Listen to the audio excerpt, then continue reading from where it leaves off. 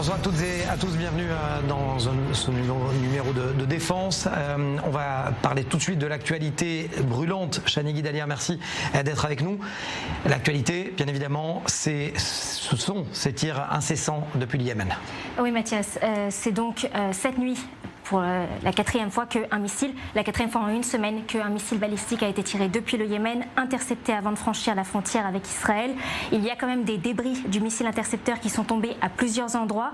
Maintenant, la question que tout le monde se pose, c'est qu'est-ce qu'il faut faire pour arrêter les Houthis? Parce que même avec les frappes qui les affaiblissent, eh bien, ils continuent de tirer des missiles balistiques et d'envoyer des drones. Maintenant, on est dans une dynamique qui est totalement différente de ce qui a été fait contre le Hamas et contre le Hezbollah, puisque les Houthis se spécialisent dans les opérations à longue portée avec des missiles de fabrication iranienne et des drones de pointe. Donc il faut frapper la tête de la pieuvre, qui est l'Iran. C'est pas une attaque de vengeance contre les Houthis, mais on parle d'une campagne qui affaiblirait l'Iran et donc par effet de ricochet les Houthis. Donc première étape, ce serait de frapper l'Iran. Maintenant, à côté de ça, il faut continuer à frapper les Houthis au Yémen, puisque Israël a déjà frappé les Houthis à 3 reprises, se prépare à les frapper une 4e fois, et un haut responsable israélien a même déclaré que les Houthis ont décidé d'augmenter considérablement leurs attaques contre Israël, mais de façon indépendante. Donc indépendamment de ce que l'Iran leur dit de faire. Donc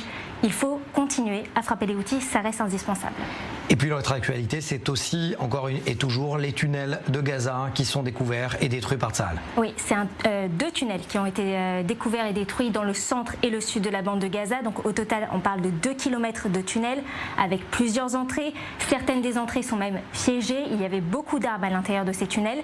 Et c'est une opération qui a duré plusieurs semaines, menée par l'unité d'élite du génie militaire, l'unité Yahalom.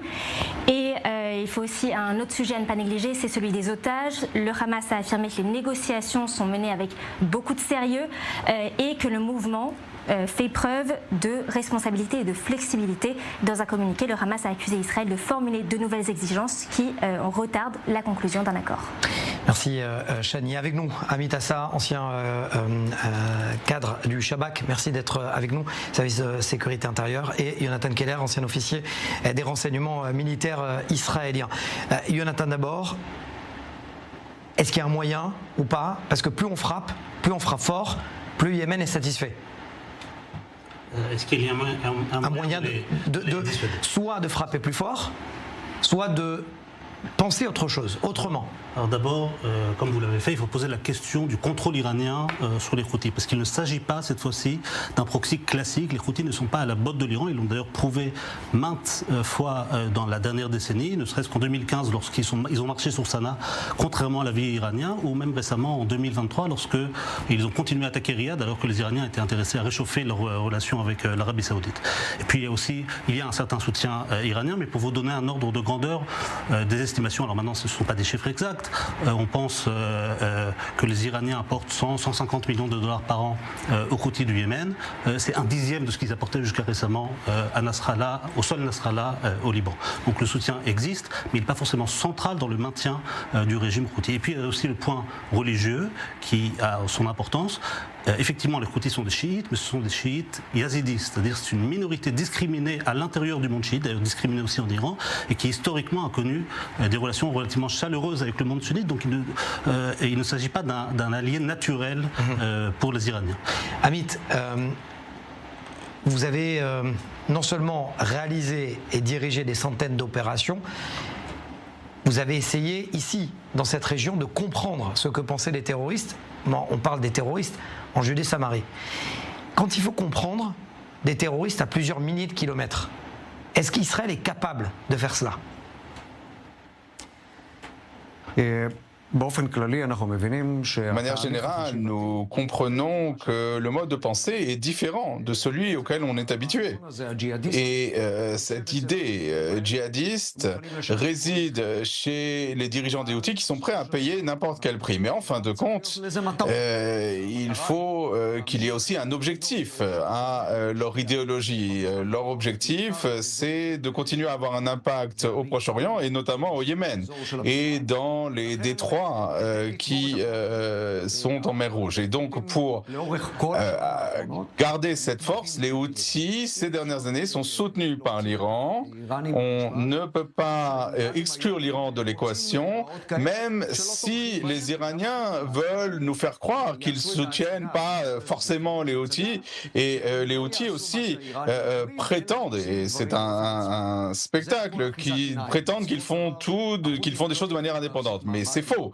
C'est-à-dire, c'est une illusion. Ils ne pourront pas tenir le coup sans le soutien militaire et financier de Téhéran, et ont nul besoin d'attendre qu'ils changent d'avis, mais il faut empêcher ce lien avec l'Iran d'exister et qu'ils puissent se réarmer. Il faut comprendre que les Houthis ne sont qu'une minorité des Yéménites. Il y a beaucoup d'opposition aux Houthis, une opposition sunnite au Yémen qui s'oppose au régime des Houthis.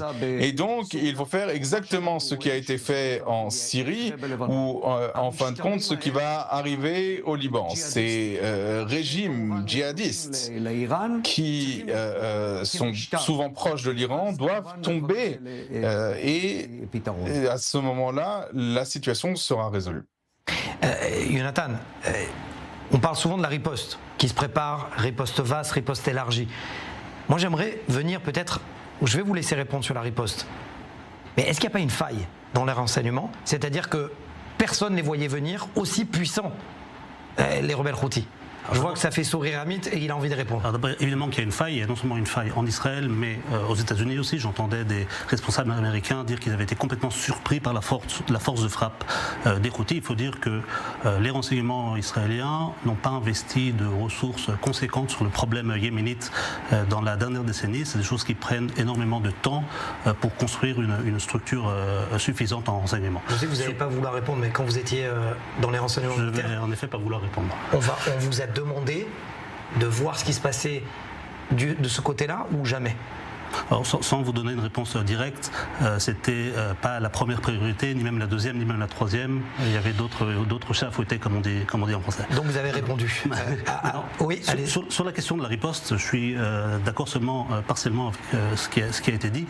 Je pense que attaquer l'Iran n'est pas une solution ici. J'aurais peut-être répondu par l'affirmatif il y a quelques semaines, mais aujourd'hui il faut vraiment se poser la question de savoir est-ce que l'Iran a les leviers suffisants pour faire pression sur le régime Houthi.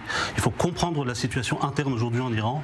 On part d'un régime qui a vu l'effondrement de la Syrie et du Hezbollah comme une catastrophe nationale. Vous voyez des journalistes iraniens qui se posent des questions sur l'avenir du régime, chose qui est éminemment rare en Iran. Vous voyez des lycéens ou des supporters de foot qui se mettent à crier spontanément mort au Hamas ou mort au Hezbollah. Et vous voyez une économie qui s'effondre. Le président iranien... qui veut réagir. Je vous laisse. Je vois que vous voulez réagir. Il y a deux choses qu'il est important pour moi de dire. C'est d'abord la question du régime iranien. À partir du moment où le régime iranien tombera, ce sera comme un château de cartes. Tout l'axe chiite au Proche-Orient va s'effondrer, y compris les Houthis. Donc il faut bien comprendre que l'Iran est toujours au centre. En ce qui concerne la question des renseignements, effectivement, il y a des manques. Et c'est quelque chose qu'on a compris dès le 7 octobre, quand on a compris qu'il y avait un satellite iranien qu'on connaissait mal. Je peux vous dire que Israël s'est redirigé très rapidement ses renseignements vers d'autres objectifs, et aujourd'hui la situation est complètement différente face aux Houthis, et c'est quelque chose qu'on entend d'ailleurs dans les médias. On menace notamment les dirigeants Houthis, et il ne faudra pas être surpris si Israël s'en prend aussi à des hauts responsables et pas seulement à des cibles sur le terrain. Ce sera bien sûr une des méthodes d'action. Alors sans parler de la situation à 2500 km, il y a aussi ici à Tel Aviv, Kessila Seli, vous étiez en pleine place des otages il y a quelques minutes de cela, et la foule a été dispersée. Pourquoi ?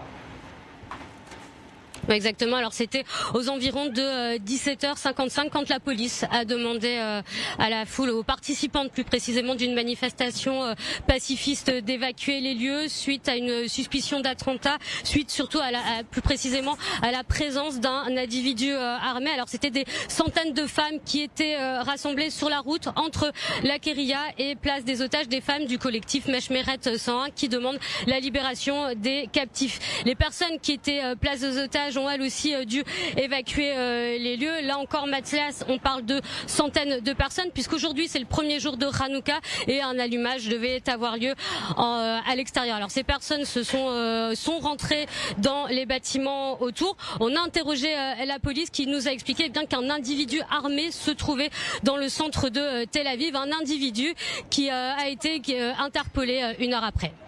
Merci beaucoup Kessila. Célie, et j'apprends place priorité au direct au même moment où vous dites, vous nous annoncez cette information, eh bien non seulement que le suspect a été arrêté, mais également actuellement il y aurait un attentat à la voiture bélier au Gush Etzion, au carrefour du Gush Etzion.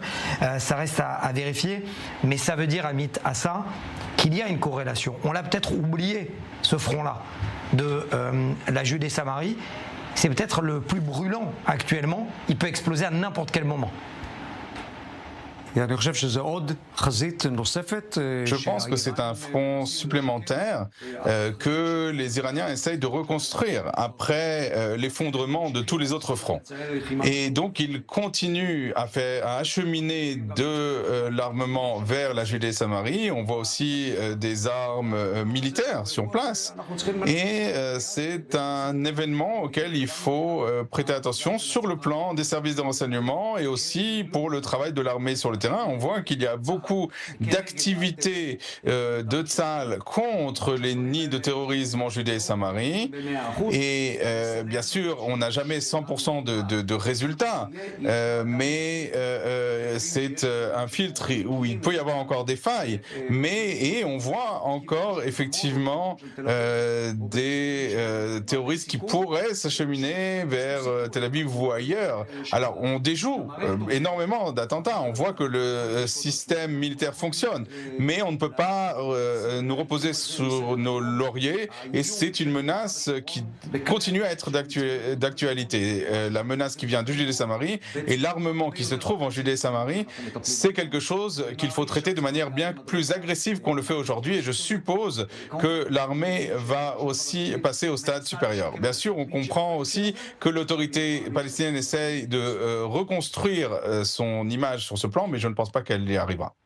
Jonathan, est-ce qu'il y a une corrélation? Aujourd'hui, vous dites que l'Iran est affaibli, qu'il y a aujourd'hui des journalistes qui posent la question où va le régime. Est-ce que le régime est capable de détourner l'attention? On le sait que le régime soutient le terrorisme en Judée-Samarie, c'est une certitude, ça fait des années. Mais est-ce qu'il est capable aujourd'hui d'appuyer la pédale d'accélérateur en Judée-Samarie en disant allez-y? Alors, il a essayé de le faire depuis déjà plus d'un an, avec des succès relativement limités, suite à des opérations réussies à la fois de la part de l'autorité palestinienne et évidemment de Tsahal. Donc, pousser la pédale encore plus, ça va être un peu difficile. Il faut dire que la Judée-Samarie, malgré l'existence de gangs armés qui soient soutenus directement ou indirectement par l'Iran, c'est pas le Hezbollah, c'est pas le régime de Assad, et c'est pas non plus les Houthis. Donc, il n'y a pas un lien de proxy direct avec. Est-ce qu'ils sont capables de fomenter des attentats à travers le Judée-Samarie? Oui, tout à fait. Quand les Houthis disent aujourd'hui, on n'arrêtera pas tant qu'il y a la guerre à Gaza, en fait, c'est Sinwar qui parle.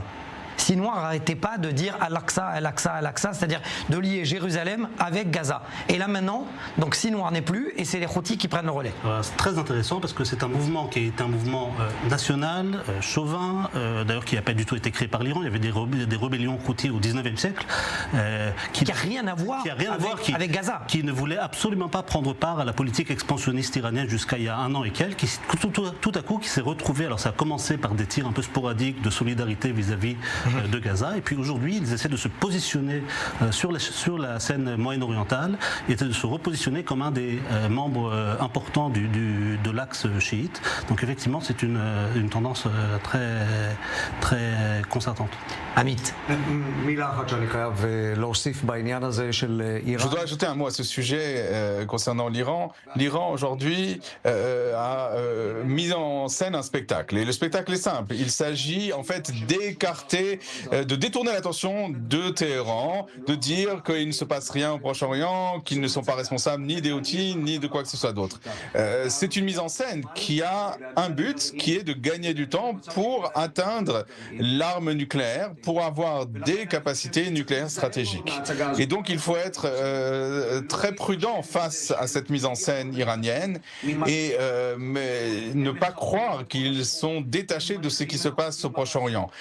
Ils donnent des instructions aux Houthis, ils encouragent le terrorisme en Judée-Samarie, ils continuent à soutenir les autres satellites. Vous aurez 1 minute chacun et ça sera la même question. Vous parlez de spectacle, Hatzaga en hébreu, sauf qu'il faut un acte final dans un spectacle. Et là, on ne le voit pas. Les habitants du centre n'en peuvent plus toutes les nuits de se réveiller à 4 heures du matin parce qu'il y a des terroristes, certains les appelleront en Djellabia et Babouche, qui tirent des missiles. À un moment, il faut un acte final. Je vous laisse répondre. Alors, je pense qu'il n'y a pas d'acte final, il n'y a pas de solution magique, il faut être assez honnête pour l'expliquer au public israélien. Par contre, il y a des choses que l'on peut faire. Je pense qu'il y a une opportunité historique à rejoindre la coalition internationale, c'est-à-dire la coalition anglo-américaine, suite à la venue de Trump à la Maison-Blanche, et donc lui apporter son soutien pour imposer les sanctions économiques sur le régime houthi. Et puis, il faut, sur le long terme, organiser un soutien aux forces gouvernementales du Yémen, qui sont les principaux opposants du régime houthi. Il n'y a pas de solution à court terme pour dissuader les Houthis de continuer leur tir vis-à-vis d'Israël. Vous êtes le mot de la fin, Amit? C'est intéressant. Moi, je pense le contraire. C'est ça la force de défense aussi, Amit. Ce qui va se passer, c'est qu'on ne va pas attendre une coalition qui ne se tienne, mais c'est nous qui devons mener une coalition pour attaquer l'Iran. Je pense qu'il y aura très prochainement une attaque contre les sites nucléaires iraniens. Alors bien sûr, cela aura des aspects économiques, mais c'est cela qui va faire tomber le régime iranien. C'est ce qui va être mené par Israël et c'est les autres qui suivront. Je suis obligé de vous poser la question. Vous le savez, vous le dites parce que c'est une intuition ou parce que vous l'avez entendu? 40 secondes. Nous analysons, nous sommes des commentateurs. Je dis mon opinion sur la base de choses que j'observe sur le terrain et bien sûr sur la base de ce que je crois qui va se passer. Messieurs, vous reviendrez tous les deux. S'il y a une opération ou pas, vous reviendrez et on verra qui avait raison ou pas.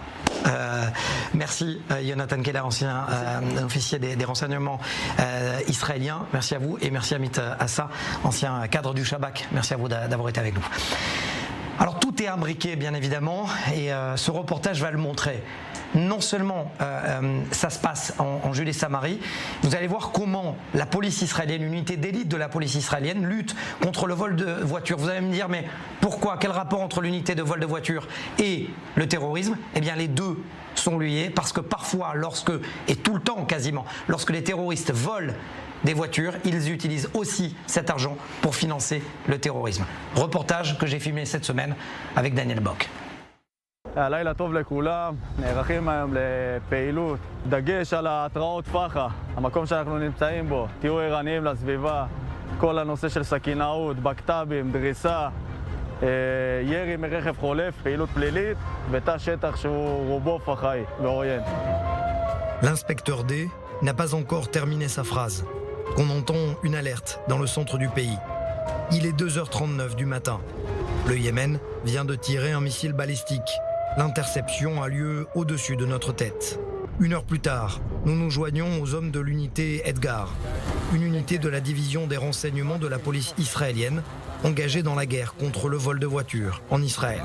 קיבלנו התראה על רכב שנגנב ממרכז הארץ בדרך אלינו, אנחנו תכף נצא לבדוק אותו. Les policiers viennent de recevoir l'alerte il y a quelques minutes d'une voiture volée dans le centre d'Israël. Ils l'ont suivi. L'important c'est de l'arrêter lorsqu'il est en territoire, ce qu'on appelle un territoire palestinien, ici en Israël, en Samarie. On va suivre les faits. 12 דקות ממרכז תל אביב למחסום שאנחנו מגיעים עכשיו לעבור אותו. Il est 4h09 du matin. יופי, עכשיו הוא בא אלינו. אנחנו יוצאים למרדף. תוריד רגע את המצלמה, תוריד. Le voleur vient de nous dépasser. on ressent immédiatement la pression de l'officier G. Le but de l'opération, le rattraper avant qu'il ne parvienne au contrôle de police, où l'attendent des véhicules et des herses routières. Notre vitesse est assez élevée pour réduire la distance entre nous et le véhicule volé. Côté droite de la route, une autre voiture banalisée en couleur noire, maintenant sur l'écran, se joint à la poursuite. Le conducteur se rend compte qu'il y a un contrôle de police devant lui. Il ralentit et décide de le contourner via la bande d'arrêt d'urgence. שימו לב, הולך לפרוץ אותם. הוא הולך לפרוץ את המחסום. Le conducteur a roulé sur les herses et continue sa fuite. Nous le suivons quelques secondes plus tard. Ces policiers maîtrisent la procédure. Ils ont déjà retiré les herses à notre passage.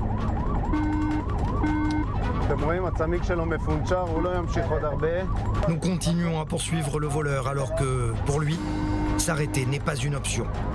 Il continue d'accélérer, brûle un feu rouge. Il ne se met pas seulement en danger, il menace également les autres automobilistes.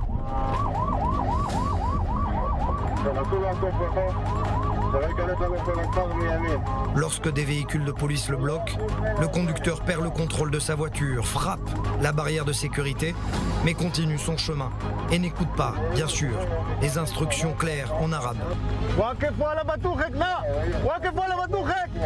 Après 5 longues minutes de course-poursuite, le conducteur est bloqué. Il essaye toujours d'accélérer, mais sans succès. Les agents de l'unité Edgar sortent, brisent la vitre, font sortir le chauffeur palestinien et le neutralisent.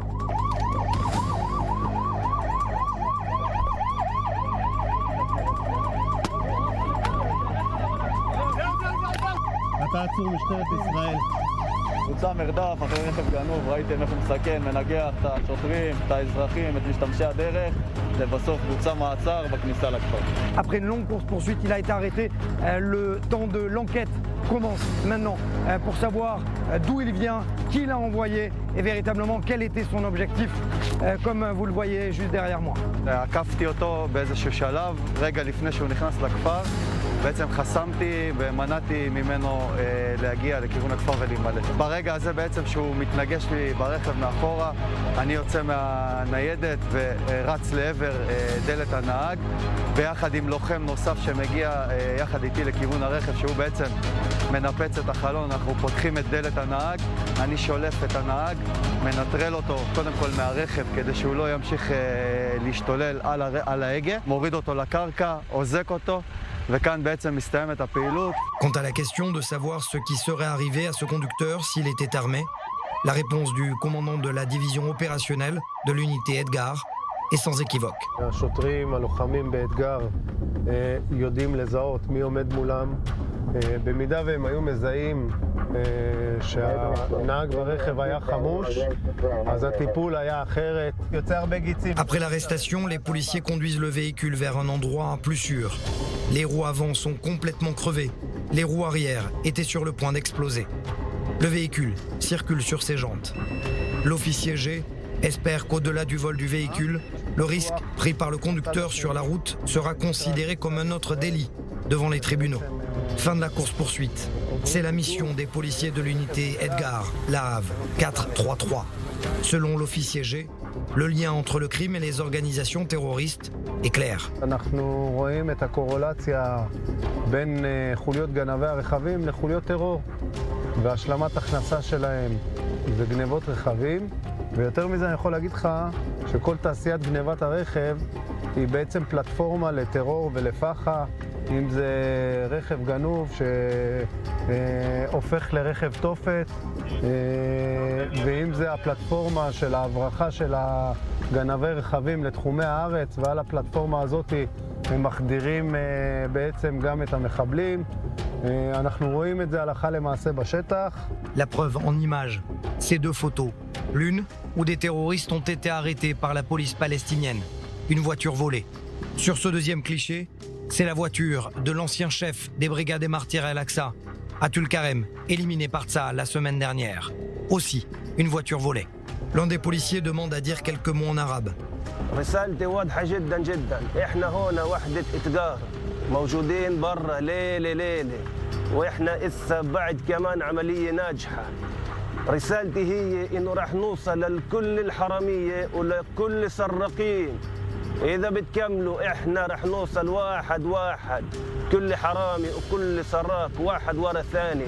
إحنا موجودين وين ما كان في كل أنحاء البلاد.